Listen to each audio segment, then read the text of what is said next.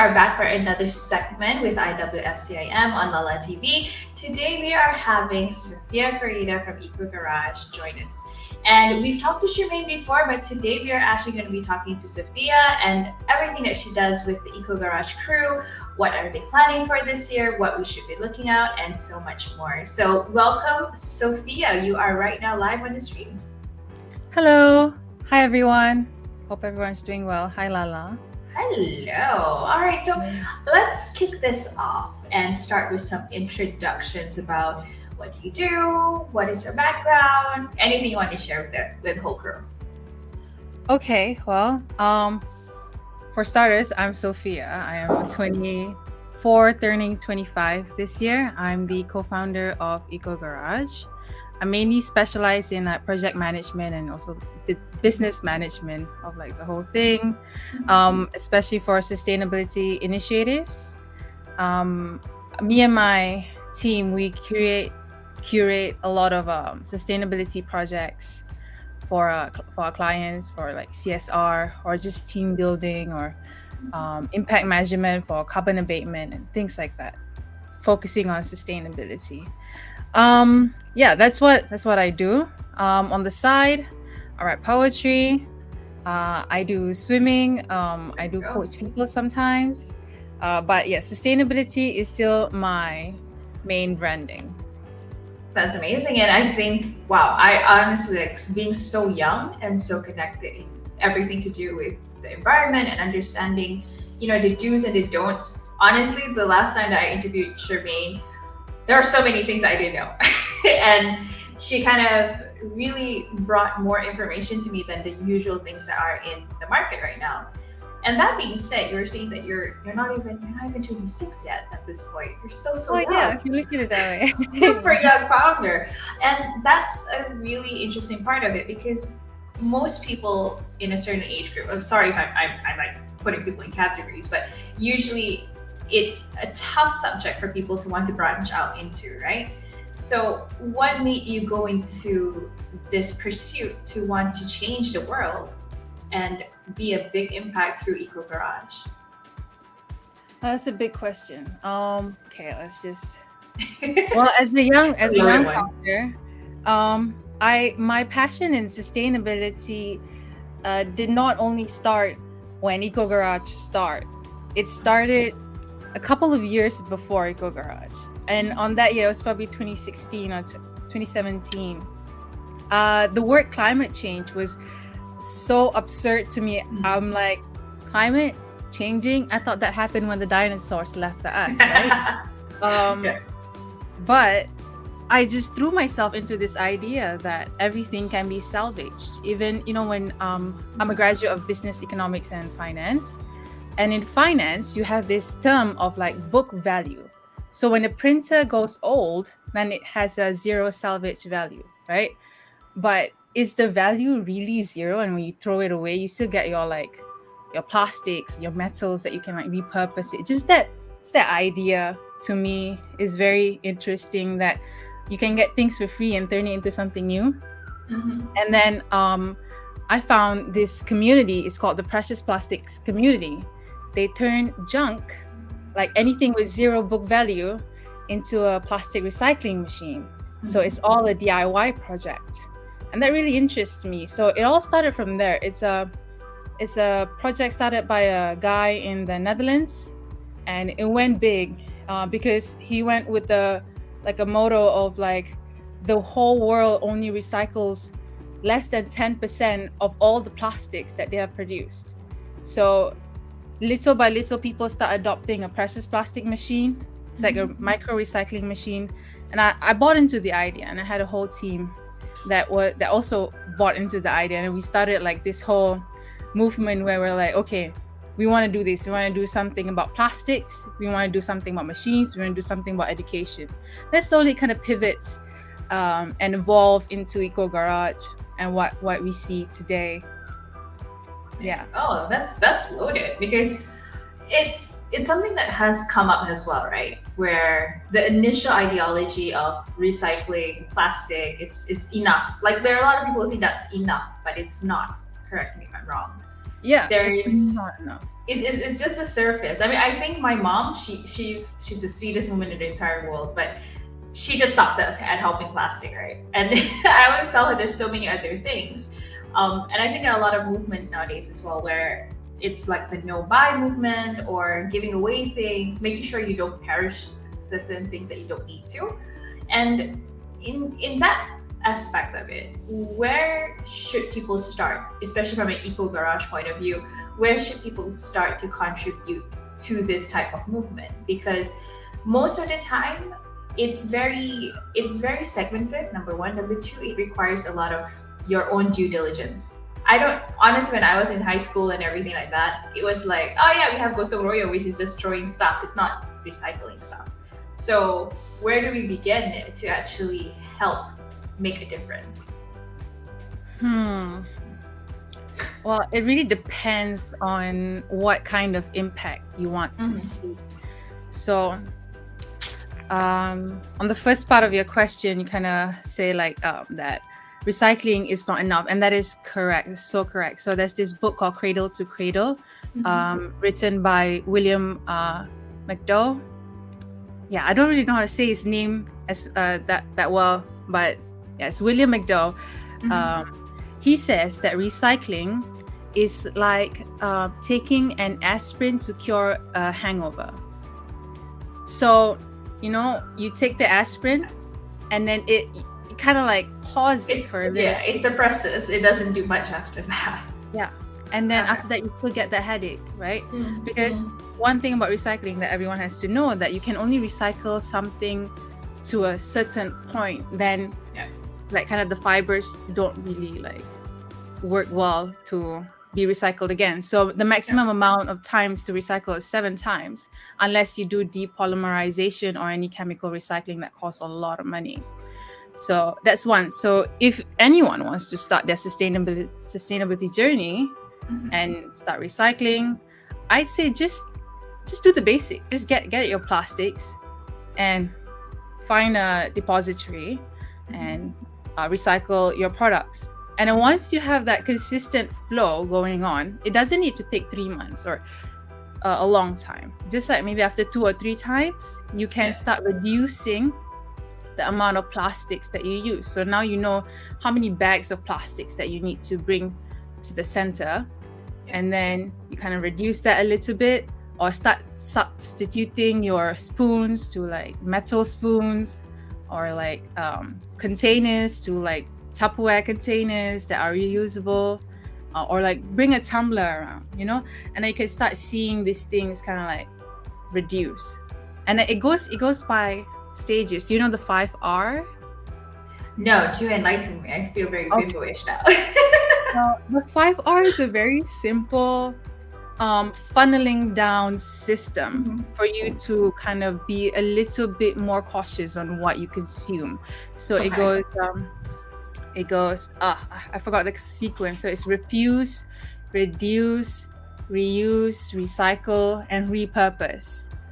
So you want to like refuse whatever you can refuse, right? Say no to plastics. And then if you really have to take that plastic, then you want to use that plastic for a longer period of time. So instead of the plastic having a 1-day cycle until you recycle it back, you can extend its life to probably a month.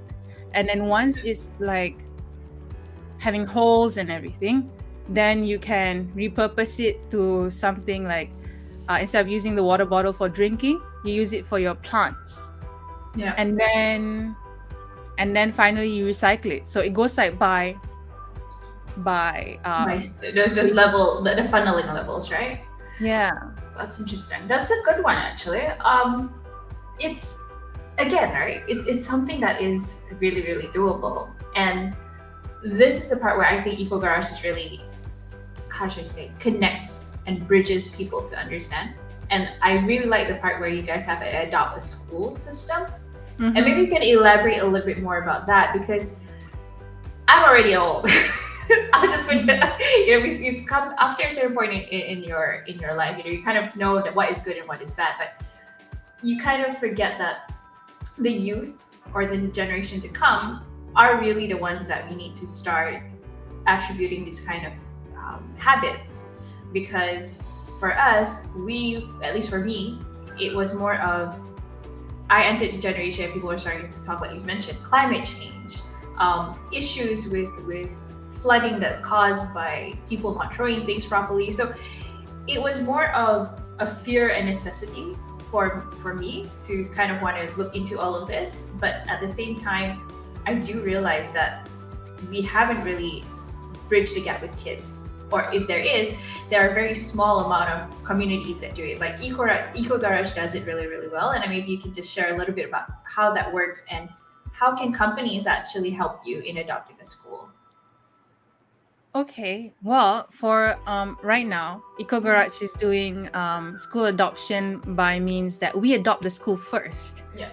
nurture it, Okay. have a relationship with it, and then whichever company that wants to like upgrade their CSR portfolio or of having like contributing in environmental education, and they can come to us and adopt a school. Like one of our clients has adopted 3 schools for the span of like 4 months.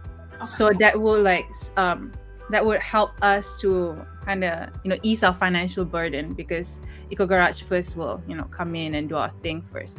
But when it comes to children, right? Can you imagine, right? If you give birth to like, if one of us, okay, whoever female give birth to a child in today's age, your child would probably be living in a world that is probably 1 degree hotter than the world that you have lived in before. Okay, that's one.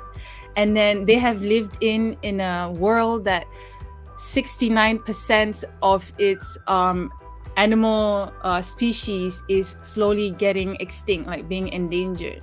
And days are hotter, land mass is getting smaller, sea level is rising by the decade, and it's just a different world than what we have lived in before, so it's not about like preparing the kids for a crazy, disastrous future, but to just understand and comprehend what the world was like and what the world could be, and trying to maintain whatever that we can today and sustain that kind of greenery for the future. And it doesn't mean that everyone has to stop using plastic, but perhaps everyone must adopt a certain form of technology to kind of transition into that world. And EcoGarage is the place where you help that transition, because we work with children. Whatever work that you do in the industry, like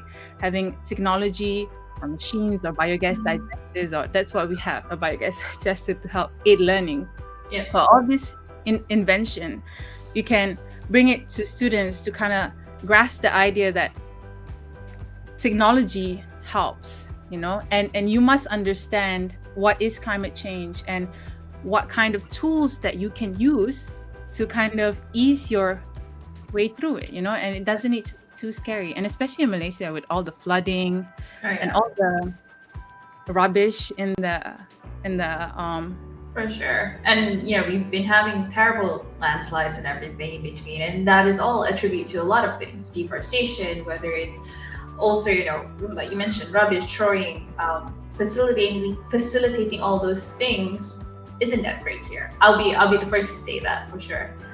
But what I'm really curious, because you are basically ground zero when it comes to educating students. Most of us don't even have access to that, and I do want to know, like, what are the usual questions that you get from students? Because whatever they ask is really what we all should kind of, oh, I didn't think about that, or maybe I should actually talk to my nieces or nephews or sons or daughters about this, because most questions that they ask to people like yourself would be so different than what they would ask their moms and dads.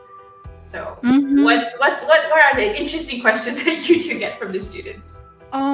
I actually, when it comes to the kids, it's very fascinating, because Gen Zs and Gen Alpha, they are very well connected with the world of the internet, right? And sometimes they know things that we don't know. Correct. But but they don't have that they don't have that linkage that perhaps this type of flooding is because of too much littering, and it's because of our consumption, too much consumption of plastics and our throwaway culture. They can't link that through, but they know every single event. So one of the questions that I personally asked them was that just a simple question. It wasn't me. Actually, Sharmaine was the one that asked them. What is going, could you give us an example of climate change story that is going on in the world? And then they started explaining about a flooding somewhere in the Middle East. I forgot where. And there was a flooding, and it was because of the water level rise or something like that. And it was they backed it up with climate change as well. And then Sharmaine helped to like piece it together. Just the fact that they know this story makes it very fascinating, because they're very updated in the global issues and things like that. The cutest question I've had was, I brought a compost pile and showed them a worm, and they have never actually seen a worm in their hands. Yeah. That must have freaked some of them out. Yeah, it did. One of them wanted to vomit. Oh. But we got through that. Yeah. I think that's the part where education is really important. As much as social studies and everything that we do about grades are great, definitely. But when you want to have the future be empathetic towards everything, we are all kind of in it together. You could be any race, walk of life, income, or whatever it may be, but we have the same earth, we share the same world. And sometimes, maybe because of how we are brought up, we know a little bit more. Like for you and Sharmaine, I do have to say, you guys stand out from the rest. I do have friends who are around your age who are very, very totally different. And the knowledge that you have is very more towards helping everybody out. Humanity, earth, climate change, and everything. And it brings me to the point where sometimes we do need training. We do need courses, or at least take some time in the year to understand what is up or what is new in the ecosystem. And I believe EcoGarage has that sustainable training program. Maybe you can talk a little bit about how that could help, somebody who's probably been out of touch for a bit but wants to know more about what they can do. Okay. Well, we do have a sustainability training program mainly for our corporate members, and that we kind of break it down into, so they can listen to what they want to listen. We'll tell them the truth, of course, about the world and how like the world is burning and everything. But there's the stages of it, so you can learn about how a 1.5 degrees Celsius change in temperature is going to affect the world, and how a 2 degrees Celsius change in temperature can affect the planet, right? So that's one. And then you can learn about food and water. And then we'll kind of walk you through the technology that is popular for now, or like what kind of sort of system that people use. And we have things like what else do we have? It's a lot actually.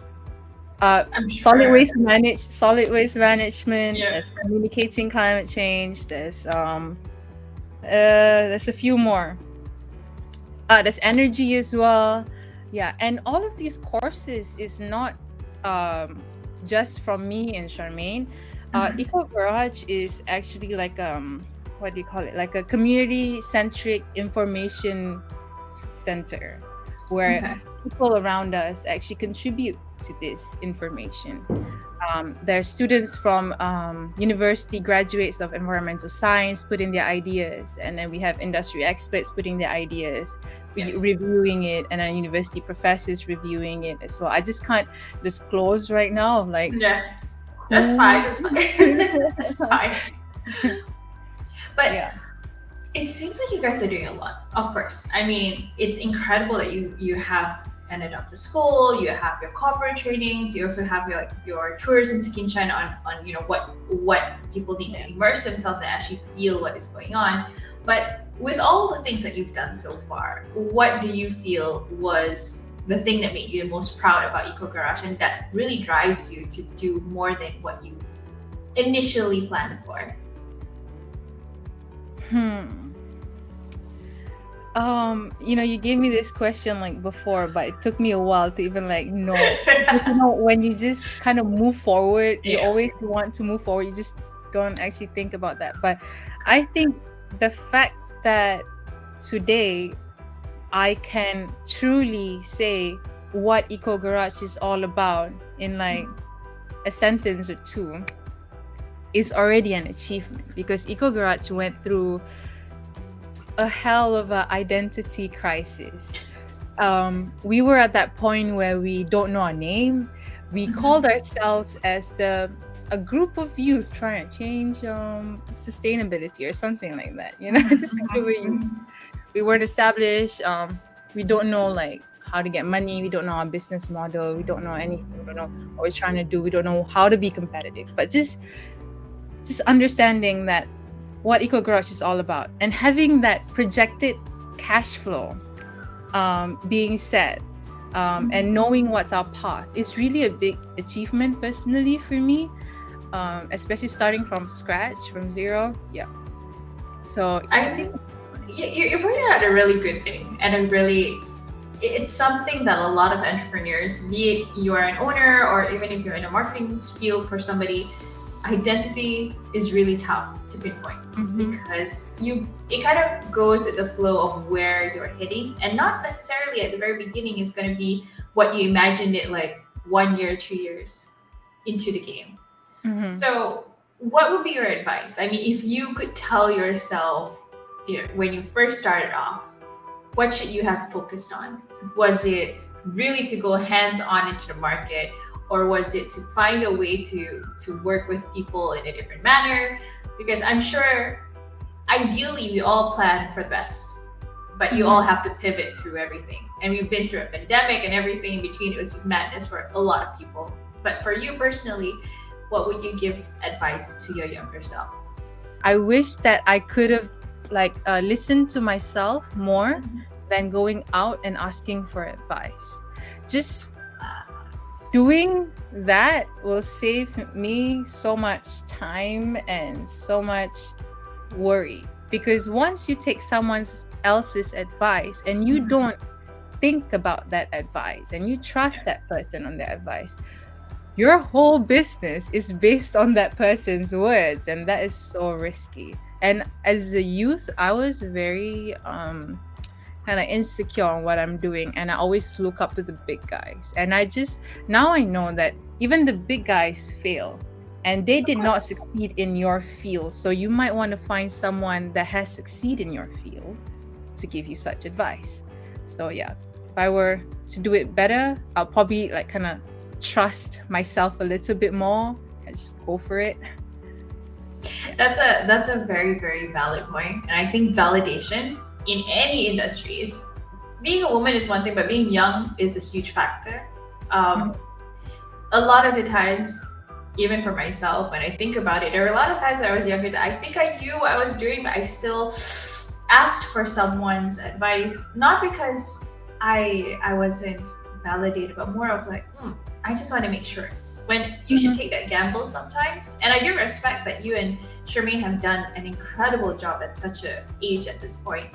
And in terms of nurturing more entrepreneurs who are very very new, what do you think they need to do before stepping into before even starting a business, right? Because you guys work very very well, and both of you have a really amazing dynamic. Like, I've met both of you together, and it's just incredible what you guys work with. It's not everyone's blessing to have a partner that knows what they want, but before going into a business, what was the thing that you guys actually sat down and planned? Because we see the fruits of your labor now, Mhm. but we're not entirely sure, like, how did you actually concoct this whole, situation, this whole business model? Was it through talking, or how was it like? I think it was through talking. So we talked to people, a lot of people. Just by audience on the first year of Eco Garage without any advertisement. We have reached up to about 7,000 audience on its first year. Literally no advertisement or anything. To me, that was a a very nice achievement for a first um, phase of the business. But if I were to like give an advice, right, for people starting off, I know I said don't listen to advice, but if you want to listen to advice, Yeah. the people that you have to listen to is your market, your customer. So the people that is going to buy your product. And now, kind of curate, kind of like think about that person that's banking you in that money, right? How does that person look like? What does that person like? What enticed them? What kind of memory that they would like to have? And what can you give them, And then try to talk and network with people, and then try to find these traits that you see in your target audience, and kind of like craft something to their need. And then in that way you can see if that thing that you're trying to sell is demandable or not. Yeah. But when EcoGarage started, we honestly, we just YOLO'd it. I'm not. I like that answer. But that's the thing, right? Even if you YOLO it was still a lot of effort to YOLO something. Like YOLO sometimes it's just like, let's just do it. I'll just give it up or something. But you guys push through. Yeah. So it's definitely not just a YOLO thing. It's a YOLO with commitment for it to grow to be what it is. That's the worst kind of YOLO, because like sometimes you're kind of like you're flying really high and there's a place to rest, and then you're like, maybe I don't want to rest, I want to go for it, and you fly so high and you look down and it's like 1,000,000 feet above the ground. I can probably I can imagine, like, you guys have probably given up a lot of your time to push this to be what it is, and it must have been scary for the very first couple of months or year that it's just still scary. There you go. It's it's crazy, right? Because it's not, like I said, like I've told Sharmaine as well, it's not an industry that people are familiar with. So it's not something you can Google and like, okay, how do I start this business? How do I expand this business? Traditional products, yes, it'll be a little bit more easier because there are blueprints for you guys to follow. But for you guys, you're really paving the way of how it should be marketed. And it's a new kind of thing for me to see someone want to go in that direction, because I really love the concept of adopting a school, having those events with corporate, but I'm kind of interested in the Sekinchan and Kuala Selangor immersive discovery tour. Like, how does that work? Is it only for kids? Because I just want to know, in case I want my friends to all go together or something. So that one is like, it's for anyone. You can bring your family, you can bring your friends, and it depends on what kind of budget that you have. So we go from like as cheap as 150 per pax to like, if you want a bit more comfort, then you get like, you can put in more money on that, or you can book your own accommodation and so on.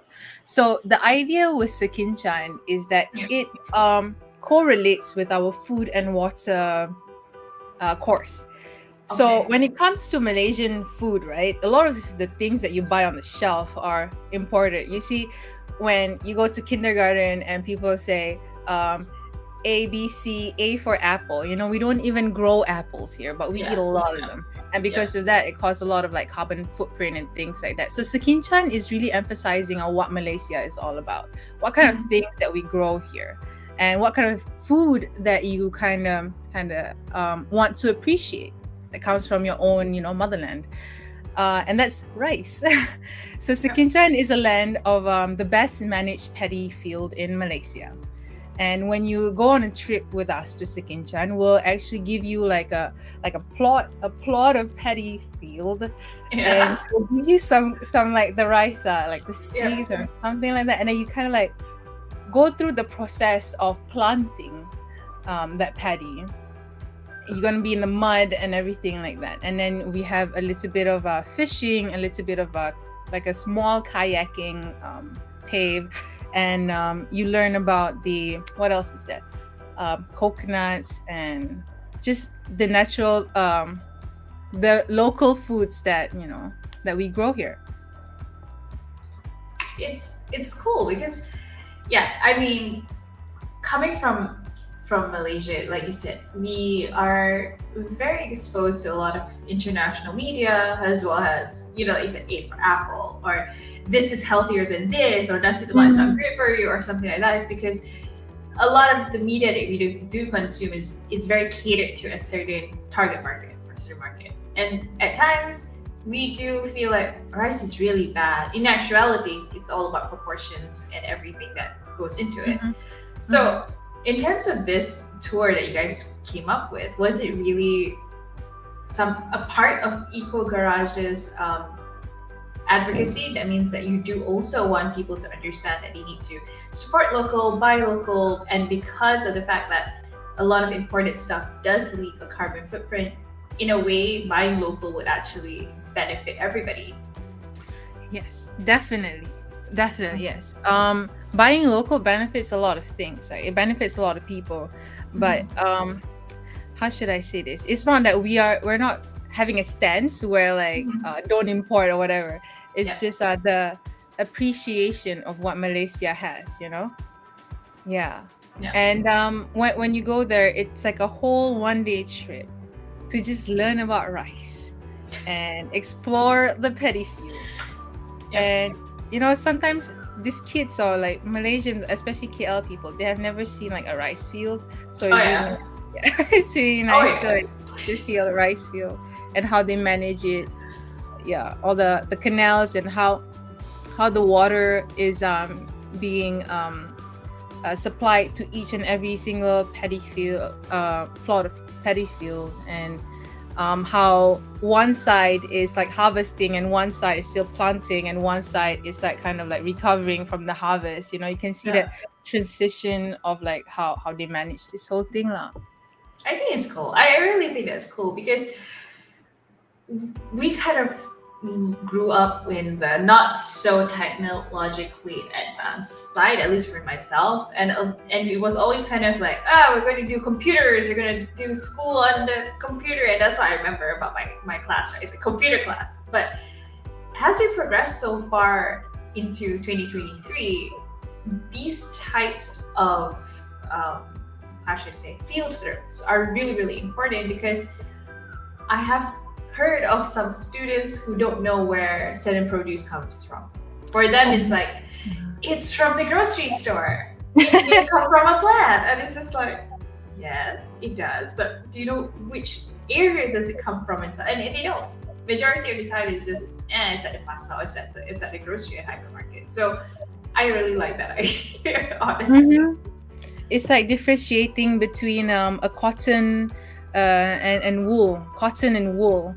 Cotton comes from the plant, and wool comes from the sheep. Just to have that distinct identification of each material is very important because what's better and what's not good. Well, everything, both of it is natural. You just choose. Yeah. Yeah. I mean, it's interesting because we have knowledge in terms of the internet. I had my niece and nephew, I think, propose us. I can just Google it. I was like, okay. But having the experience is a totally different thing. So it's very interesting that you guys are doing that. So I'm going to kind of wrap this up a little bit because you're near the end of the So EcoGarage is gonna launch a crowdfunding on for a school, and this will be on Project Eden, and it's going to adopt, like, that crowdfunding will kind of adopt a school somewhere in Klang Valley to have like a biogas digester, recycling system, a vegetable patch that could feed the community, and environmental education. So it depends on how much we get, then we can supply those stuff there. I'm already curious to how to participate because I know that you guys are probably looking at companies and corporate people, but are individuals allowed to actually join the crowdfunding, or how does it work in that sense? Everyone's allowed to join the crowdfunding. So individual can come in by giving like $1 or like $10 or $5, just like to support. So There we're you go. looking to benefit a minimum like 100 students, and we Mhm. try to like maximize that to like maybe 200 if we can, like, you know, crossing our fingers all the way. So like a rotation thing or something. But yeah. I think that's an amazing idea, and I honestly thought it was going to be like more than 1,000, but if an individual were to give like 10 ringgit and 5 ringgit, I think that's a really great idea to get people involved and to Mhm. see what happens. Most of the time, I think with Malaysians, we kind of need to see something be done first before we jump full on into something. So I think what you guys are doing is very interesting to start it off with a crowdfunding situation. Mm-hmm. So, And it's really nice to have like people to be a part of it as well. all right. Before we end the segment, is there anything you want to share with the IWFCIM ladies or men, in terms of whether they should reach out to you guys, how to reach out to you guys, what should they be looking out for, and everything in between? Okay. Yes. For IWFCIM Mhm. ladies and gentlemen, if you guys want to start your sustainability journey, or you guys want to start your own garden or compost, call us out, drop a message in the group, and we probably give you some tips. We could even give you like a bin if you want to start There we composting. go. Yeah. So just I, message me. there we go. And we actually talked about this with Sharmaine the other day. She's like, have you tried composting, Lala? I'm like, I did for a while. And You then need a bin, Lala? yeah, I give you. I honestly, every time I see you girls, I'm just like, I feel guilty. I should start doing it again and figuring it out. And there are a lot of ads that have been, on Facebook recently. There's like a composting machine. I forgot what it's called, but Oh my god, they're it's about advertising three. that like It's crazy. like it's like 3,000 ringgit for a composting machine. You And don't I need was to quite spend that surprised. much. You There we can go. if you want to, you can. Okay. It's a really great product. I'm just gonna say like I want it but I find it very expensive. But I yeah, understand.